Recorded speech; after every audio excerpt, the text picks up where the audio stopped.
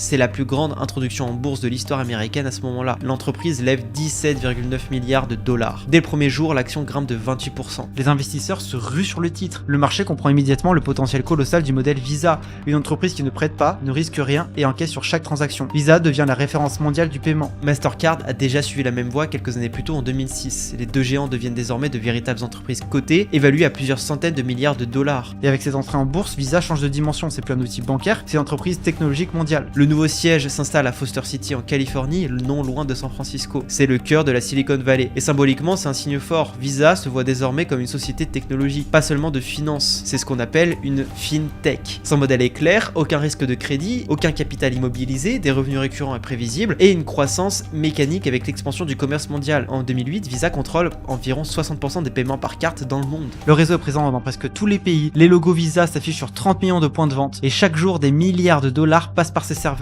Et le plus impressionnant, c'est que tout cela reste invisible. Personne ne sait vraiment comment fonctionne le système. On voit la carte, on voit le terminal, mais on ne voit pas le réseau. Le modèle Visa repose sur une idée simple mais puissante. Plus il y a de paiements électroniques, plus le monde dépend du réseau. Et plus il dépend du réseau, plus Visa devient puissante. L'entreprise ne vend rien de tangible, elle vend de la fluidité, elle fait circuler l'argent, mais cette fluidité a un prix. À chaque transaction, une petite part disparaît. Et ce prélèvement répété des milliards de fois devient une rente mondiale.